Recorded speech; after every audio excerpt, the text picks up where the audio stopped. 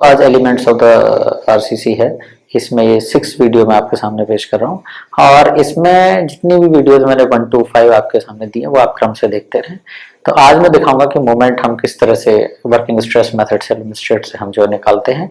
तो अक्सर कहीं भी हम मोमेंट निकालते हैं तो हमें क्या चाहिए, उसमें फोर्स इनटू डिस्टेंस चाहिए। तो फोर्स के लिए हमें क्या चाहिए, तो कंप्रेसिव फोर्स ले लेंगे या टेंसाइल फोर्स लेंगे, और जो डिस्टेंस है वो हम लेते हैं नॉर्मली लीवर आर्म लेते हैं। तो इसी तरह से अगर हम कंक्रीट के आधार पर मोमेंट निकालना चाहें तो हम करेंगे C इंटू जेड। सी हमारा क्या है, कंप्रेसिव फोर्स है, और जेड हमारा क्या है, that is the lever arm, है ना। इसी तरह से स्टील के आधार पर निकालेंगे तो that is the T into Z करेंगे। टी क्या है हमारा, ये स्टील के द्वारा बियर किया गया टेंसाइल फोर्स है, और जेड क्या है, वो हमारी लीवर आर्म है। लेकिन जब भी कभी हम मोमेंट निकालते हैं तो मोमेंट हमेशा हम एक्चुअल न्यूट्रल एक्सिस के आधार पर ही निकालते हैं, ठीक है। तो अभी जो हमारी बात हुई थी क्रिटिकल न्यूट्रल एक्सिस के बारे में, लीवर आर्म के बारे में, मोमेंट स्ट्रेंथ फैक्टर के बारे में, है ना। इसके अलावा जो भी हमारी बात हुई तो उसको आप क्रम से बिल्कुल देखते रहिएगा। तो आज मैं भी बोर्ड पर चलता हूँ और आपको बताता हूँ कि मोमेंट हम किस तरह से निकालते हैं वर्किंग स्ट्रेस से और लिमिट स्टेट से। बहुत सारी कंडीशन है कि जब एक्स ए जो एक्चुअल न्यूट्रल एक्सिस जो क्रिटिकल न्यूट्रल एक्सिस से कम है तो अंडर एनफोर्स होता है, यानी कि जितनी स्टील हमको में डालनी चाहिए थी वो हमने कम डाली है। कई बार हमारी जो वैल्यूज आती है एक्स के बराबर एक्स आता है, यानी कि actual neutral axis critical neutral axis के बराबर आती है। उस समय वो सेक्शन हमारा बैलेंस कहलाता है, यानी जितनी स्टील हमें डालनी थी वास्तव में हमने बीम में उतनी स्टील डाली है। तीसरा केस आता है कि x is greater than x c, यानी कि जो एक्चुअल न्यूट्रल एक्सिस है वो क्रिटिकल न्यूट्रल एक्सिस से हमारी ज्यादा आती है। उस समय हमारा ओवर इन्फोर्स सेक्शन हो जाता है, यानी कि स्टील हमने ज्यादा डाली है, हमें कम डालनी थी, जितनी डालनी थी उससे हमने कहीं ज्यादा डाली, तो हमारी कहलाती है ओवर इन्फोर्स्ड। तो चलिएगा, मोमेंट कहीं भी निकालते हैं तो हमें क्या करना है, फोर्स इनटू डिस्टेंस करना है। और इसकी कंडीशन है वो मैं आपको शो करूंगा वर्किंग स्ट्रेस और लिमिट स्टेट से। तो आइएगा बोर्ड पर चलते हैं। तो कहीं पर भी आप यहाँ मोमेंट देखें, कहीं भी आपको मोमेंट निकालना है जिसको कहते हैं आघूर्ण, इसके लिए हमें क्या चीज चाहिए, केवल 2 चीज चाहिए, फोर्स इनटू डिस्टेंस, ठीक है। और ये जो हमारा फोर्स है ये या तो C और T, यानी कंप्रेसिव फोर्स या टेंसाइल फोर्स, और इनटू डिस्टेंस के केस में हम लेते हैं नॉर्मली लीवर आर्म, ठीक है।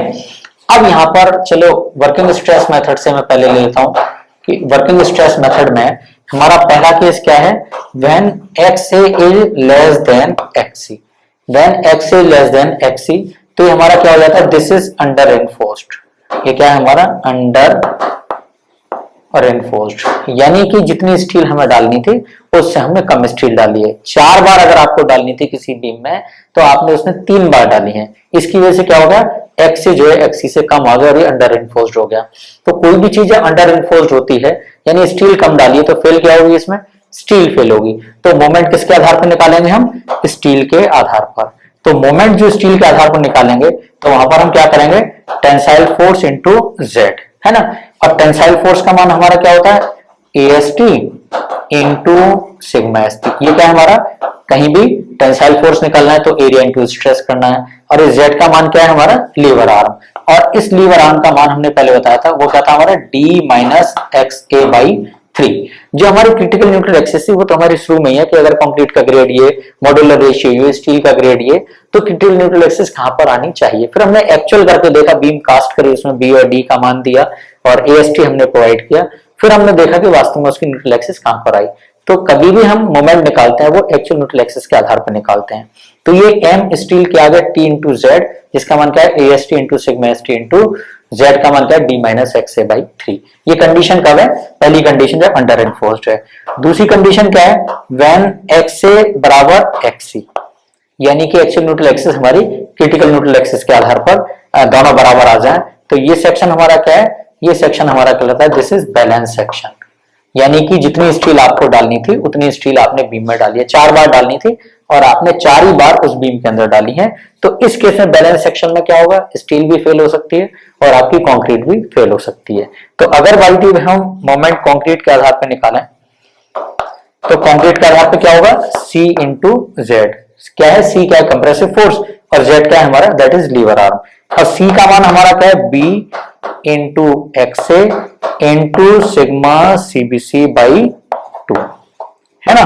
और Z का मान हमारा क्या है, that is how much, D minus XA/3। लेकिन यहाँ पर क्या है, XA बराबर XC है, यानी कि एक्चुअल क्रिटिकल के बराबर है। तो यहाँ पर XA की जो XC भी रख दिया तो भी मान ठीक है। अगर भाई दी हुए XA का मान आ रहा है आपका 213 mm और XC का मान भी 213 mm है, तो कोई सी वैल्यूज आप रख लीजिएगा, ये मोमेंट का मान आपको आसानी से मिल जाएगा।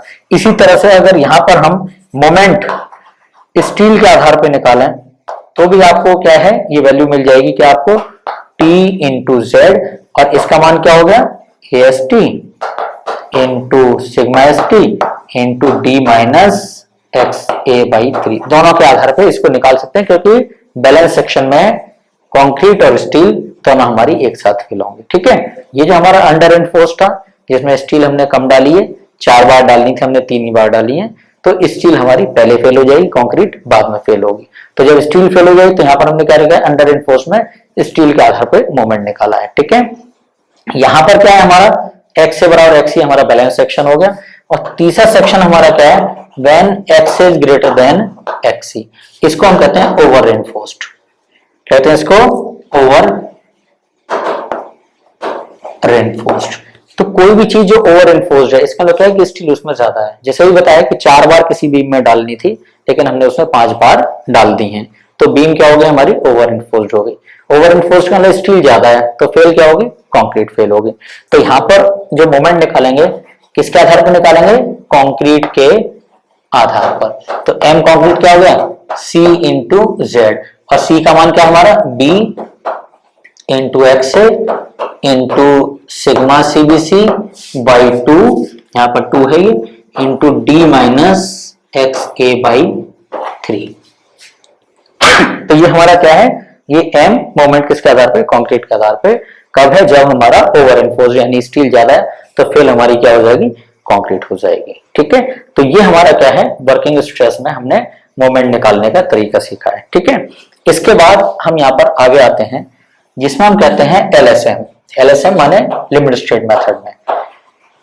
लिमिट स्टेट में हमारी कंडीशन क्या बनती है, वही आपका मोमेंट बराबर फोर्स इनटू डिस्टेंस, वही हम निकालते हैं। फोर्स में क्या हो सकता है, आपका कंप्रेसिव फोर्स हो सकता है, सी हो सकता है, या टी हो सकता है, टेंसाइल फोर्स हो सकता है स्टील का, और सी हमारा क्या है, कंप्रेसिव फोर्स है किसका, कंक्रीट का है। और जेड क्या है हमारी, लीवर आर्म, और लीवर आर्म वहां पर हमारी कितनी थी, डी माइनस 0.42 एक्सयू, जबकि इसमें वर्किंग स्ट्रेस में हमारा मान क्या है, डी माइनस लीवर आर्म का D minus X A by 3, यानी डी माइनस 0.333 एक्स ए। ठीक है, तो ये इसमें डिफरेंस है।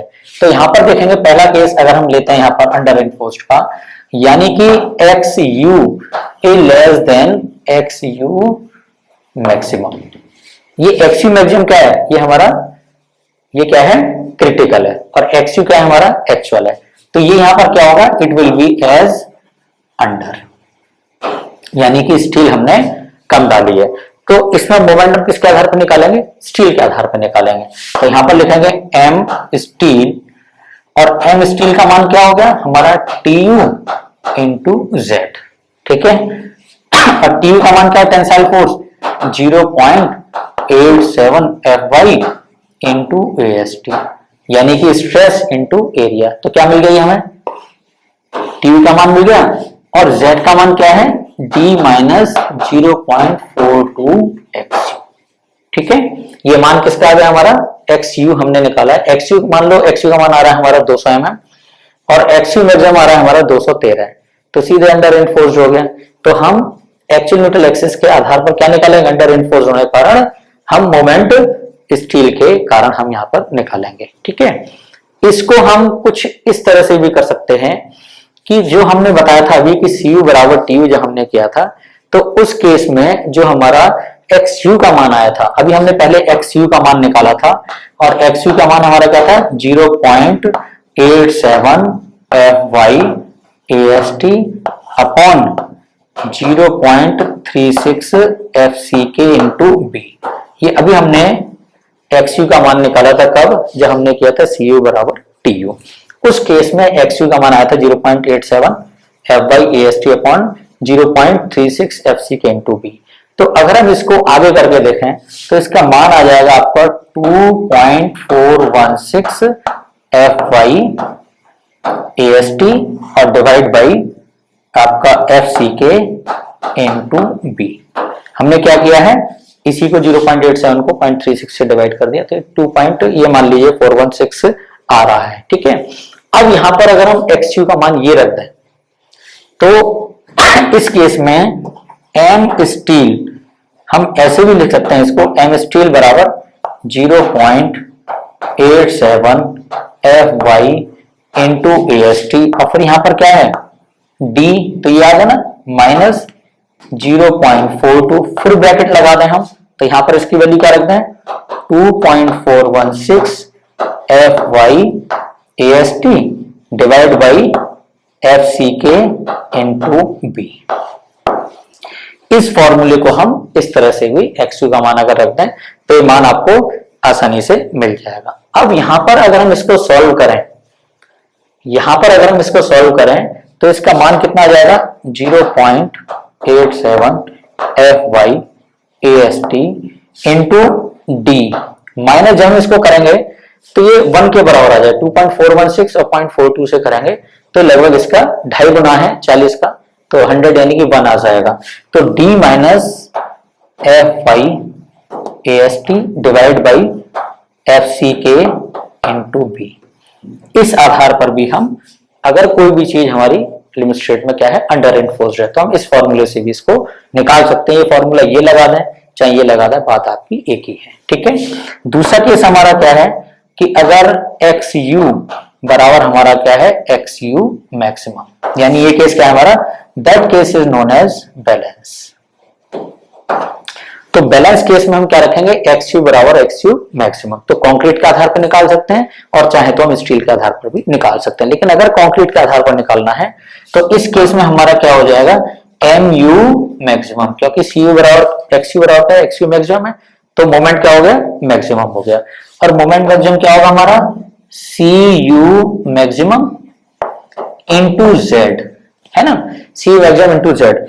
और सी मैक्सिमम का मान हमारा कितना था 0.36 F C K into X U maximum into B, ठीक है हमारा, ये तो कंप्रेसिव फोर्स है ना। और एक्स यू मैक्सिमम का मान कितना है 0.53 डी, 0.51 डी, 0.48 डी, 0.460, है ना। अगर एफ 250 ग्रेड के तो 0.53 और एफ बाई अगर 350 है तो आपका 0.51, और अगर आपका एफ बाई 415 है तो 0.48, और एफ बाई आपका 500 है तो दैट इज 0.46, है ना। उस आधार पे हम क्या करेंगे ये मान आसानी से निकाल लेंगे बी।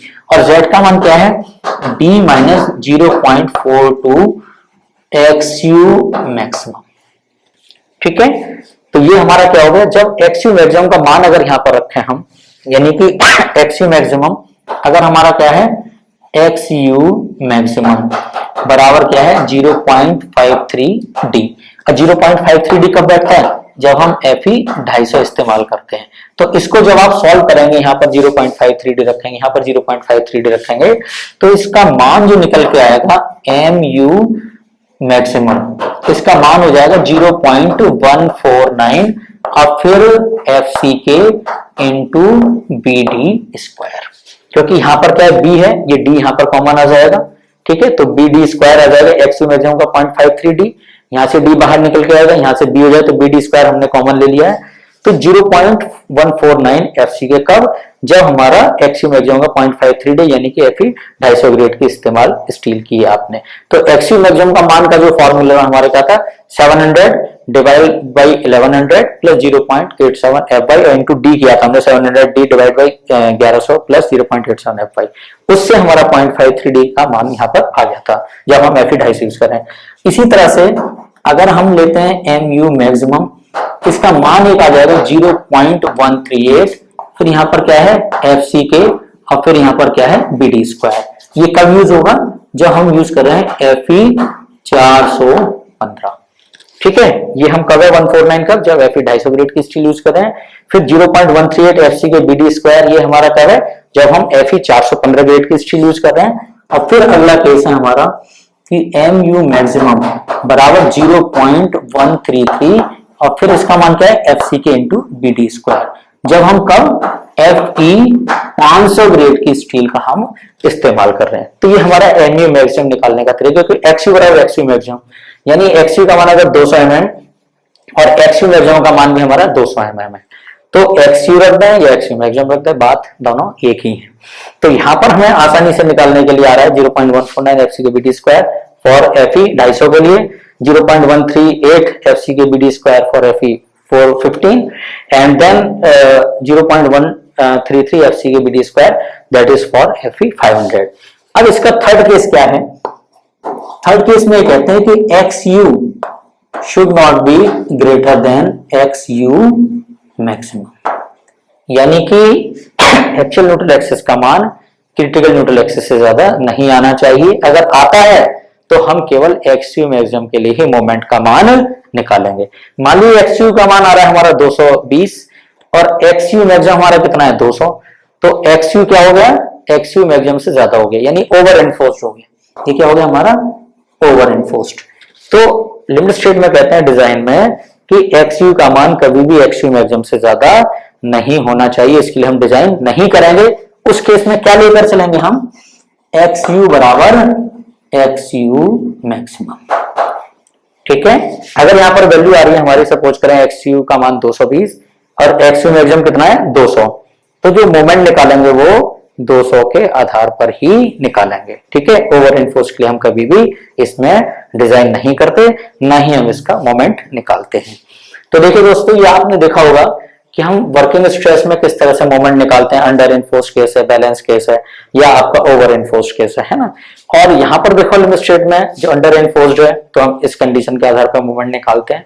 बैलेंस है तो हम ऐसे निकाल लेते हैं, और अगर ओवर इनफोर्स्ड है तो वो हम इसमें डिजाइन नहीं लेकर चलते, बल्कि हम क्या करते हैं XU बराबर XU मैक्सिमम के आधार पर हम मोमेंट निकालते हैं।